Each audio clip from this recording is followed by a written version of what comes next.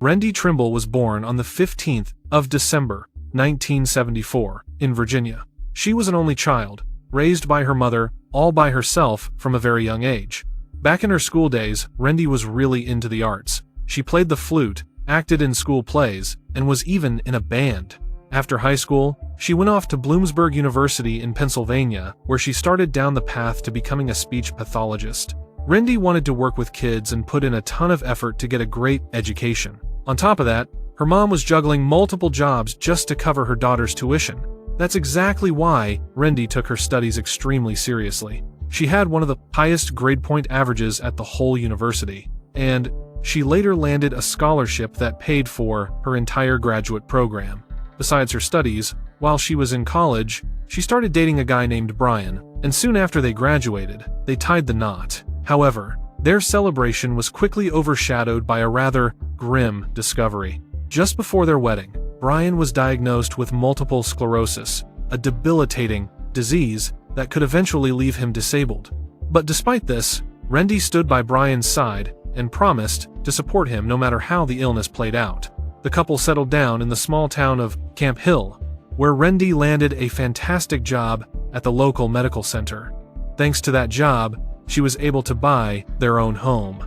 From then on, she and Brian started planning out their future. They wanted to have children, and they were also saving money just in case Brian's illness ever made it impossible for him to work.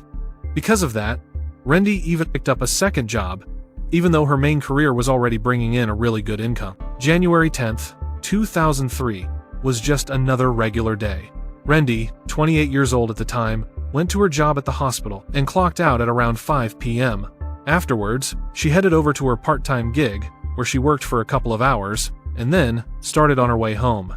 Brian had gotten off work a little earlier, but that day he had plans to meet up with a buddy who lived in the next town over. After they hung out, Brian got back home around 8 that night. He noticed right away that the house was dark, and Rendi clearly wasn't home yet. Inside, the place was a complete disaster. Their stuff was thrown all over the floor, like someone had completely torn the house apart. Brian checked every single room looking for his wife, but she was nowhere to be found. Finally, he went into the garage, and there he was, met with a sight of pure horror. Rendi was lying on the floor in a pool of her own blood, a string of Christmas lights wrapped tightly around her neck. Brian immediately dialed 911, but by the time paramedics got there, it was a wrap. She was pronounced dead on arrival. We released the body to the ME and started securing the perimeter. We tossed the crime scene, but we were coming up with nothing. The murder weapon was gone, no forced entry, not a single piece of evidence that could point us toward a suspect. The forensics crew lifted every latent they could find in that house and sent them off to the lab, hoping that somewhere in that pile, we'd get a hit on the killer. On top of that, it was staged to look like a robbery cache, and a few pieces of jewelry were gone, all of it belonging to Rendi, including a very distinct gold and diamond ring.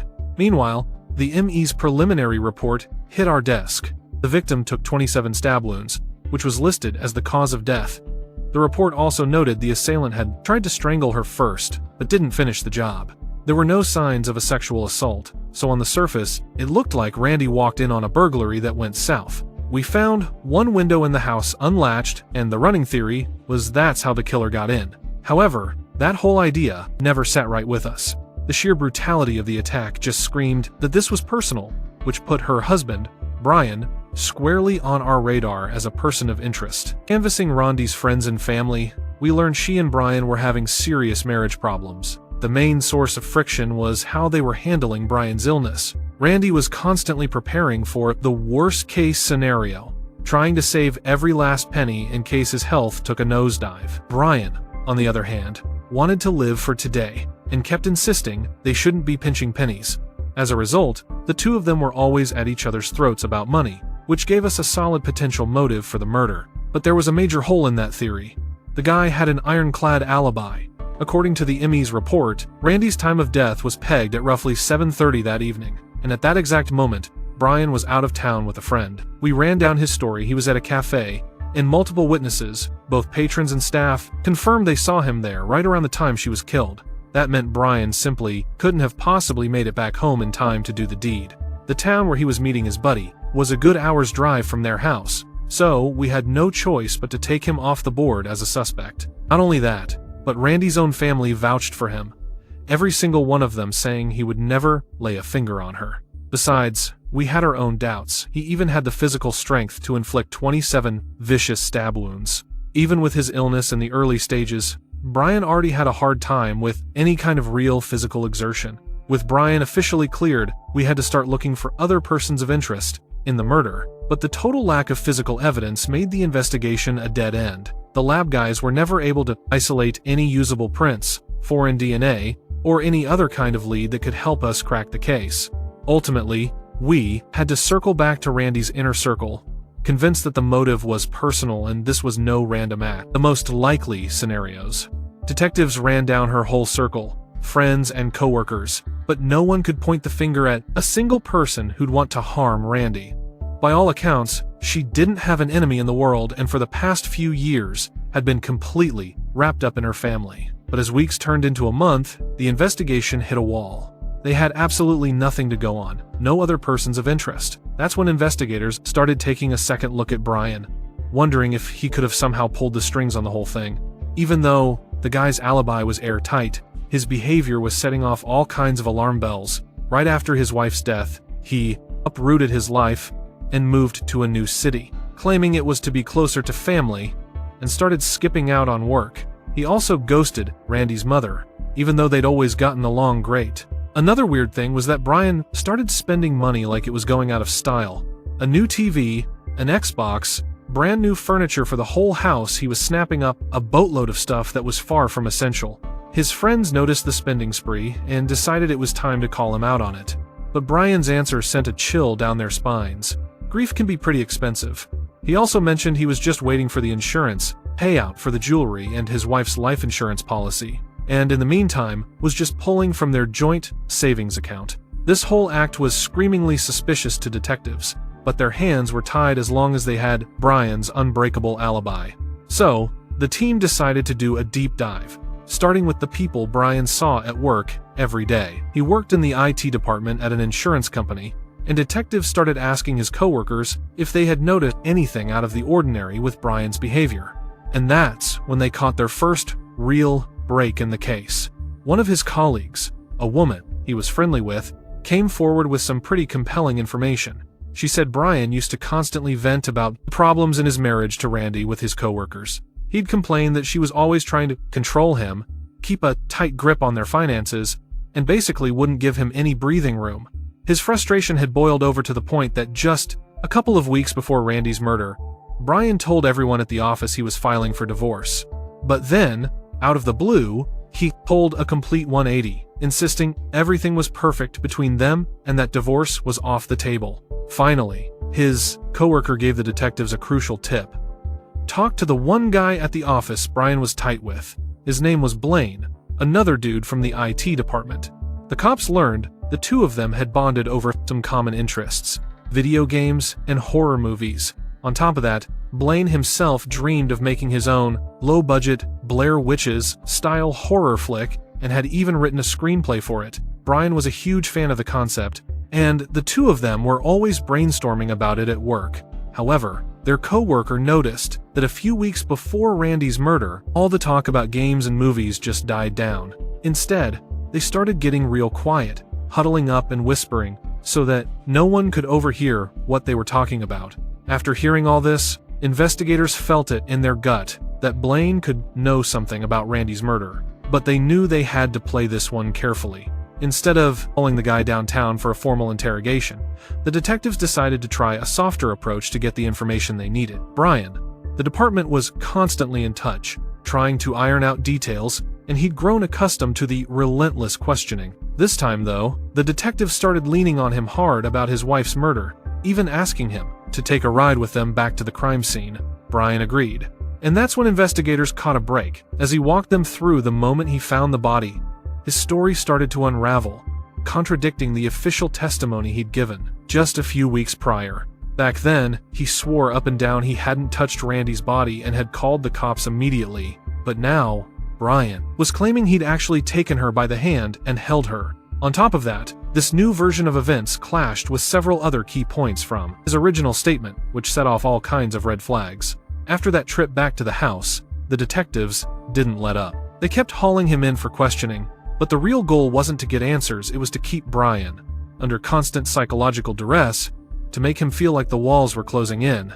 They also secured a warrant for a wiretap on his phone and put a tail on him, a loose one, just enough to let him know he was being watched. This went on until the investigators decided it was time to move into the final phase of their plan. In early May, a full 5 months after the murder of Rendi, they brought her husband in for a formal interrogation and finally laid their cards on the table.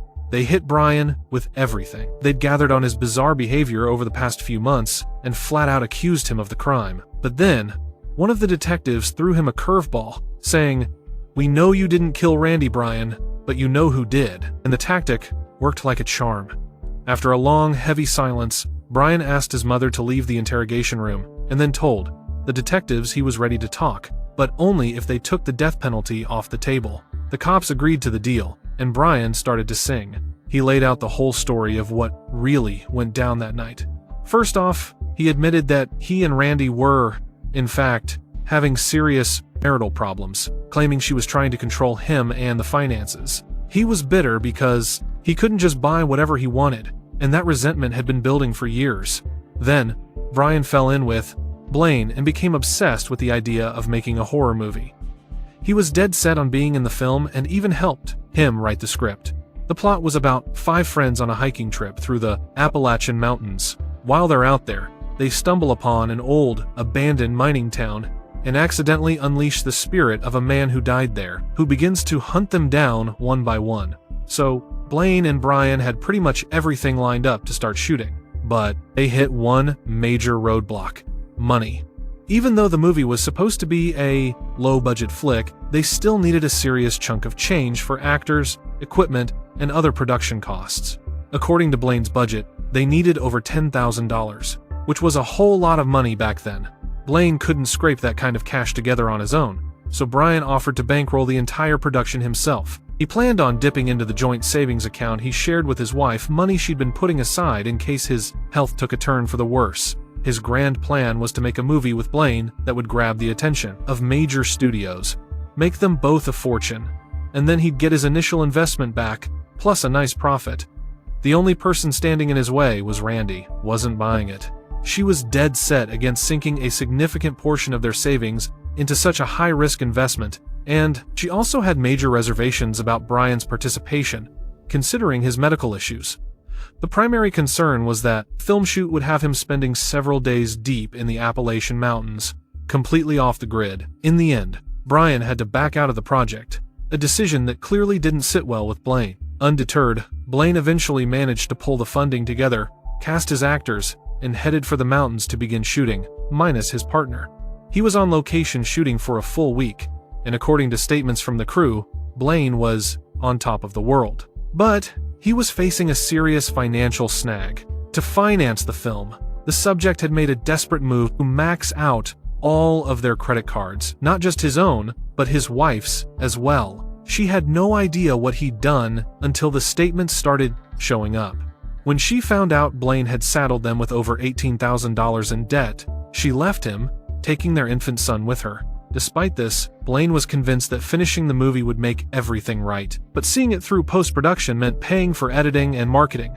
And with the massive debt he'd racked up, he could no longer afford the expenses. This is where Brian came back into the equation. He was still keen on being involved with the movie's release, and was ready and willing to put up the cash. But the only obstacle in their path was Rendi. So the two of them started plotting ways to access her funds. In the end, the two friends came to a grim decision. The most direct route was to permanently remove her from the equation. Over the next several months, they carefully constructed a plan to commit the perfect murder, drawing inspiration from the same horror movies they were both fans of. Their scheme was deceptively simple. They would fake a home invasion, making it look like Rendi was the victim of a robbery gone wrong, which would allow them to cash in on the insurance for the jewelry they'd report as stolen. On top of that, they were also expecting a payout of $100,000 from Rendi's life insurance policy. Another critical component of the plan was to give Brian a rock-solid alibi, keeping him clear of any suspicion. On the day of the incident, the two subjects left work early and proceeded to Brian's residence, where they tossed the place to create the scene of a burglary. Brian then drove to a nearby town to meet up with a friend, establishing his alibi, while Blaine stayed behind at the house, waiting for Rendi. The moment she walked through the door, he ambushed her, attempting to use a wire to end things quickly. But the victim fought back with surprising strength. In a panic, Blaine grabbed a knife and stabbed her multiple times, then immediately fled the location. He also made a point to get rid of the rubber gloves he was wearing, careful not to leave behind any forensic evidence. Approximately 1 hour later, Brian returned to the residence and dialed 911, reporting that he'd found the body. During his interview, he claimed that he was disgusted by the level of violence his partner had used. He alleged that when the two of them met up a few days later, Blaine described the attack in graphic detail, which, according to Brian, made him physically sick to his stomach. When we pressed him on how he could betray the woman who had cared for him and was building a future with him, Brian coolly responded that his only goal was to spare her the pain that she would have gone through with a divorce. Following that admission, Brian was taken into custody and booked to await trial. And right before, the investigators now faced a new roadblock. They needed concrete evidence linking Blaine to the scene, because his buddy's word alone wasn't going to be enough for a conviction.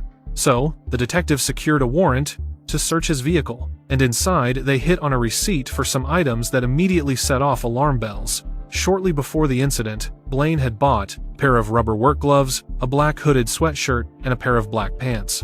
The cops headed directly to the store and had the clerk pull up any other transactions on that same credit card. And that's when the case finally cracked open. The store system showed the card was also used to purchase a large blade.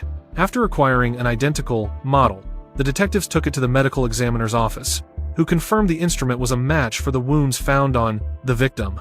But just as the pieces were clicking into place, the investigation slammed into a brick wall. After speaking with Blaine's friends, they found out he supposedly had an alibi for the time of the fatal encounter. Two of his pals claimed they'd seen Blaine at his apartment around 7:30 that night. This timeline meant the guy couldn't possibly have had enough time to get from the victim's place back to his own. His friends also mentioned that after their get-together with Blaine, they'd stopped at a gas station, so the police asked for the receipt to verify their story, and that's when they found it. The friends had the time completely wrong. Turns out, they hadn't seen Blaine at 7:30, but at 8:30.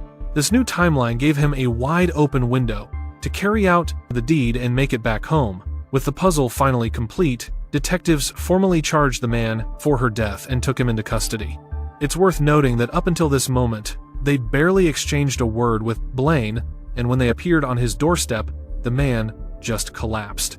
Even so, he refused to talk and held firm to his story of innocence. But as the trial date got closer and the prosecution made it clear they were seeking the ultimate penalty, he finally broke, confessing to taking Rendi's life and admitting he was banking on a $20,000 payout from her insurance to clear his debts. In the end, the man was sentenced to life behind bars, with no chance of ever walking free, and he remains incarcerated to this day. It's also important to mention that in the wake of Rendi's passing, her mother established a non-profit organization committed to aiding those affected by violence in the home. It continues its mission today, and over the years, has provided a lifeline to hundreds of people in crisis. We want to hear what you think about this story down in the comments, and make sure to hit that like button if this case grabbed your attention. I also strongly suggest you subscribe to our Telegram channel, where we post the most gripping crime stories every day from across the globe, with all the raw details left in.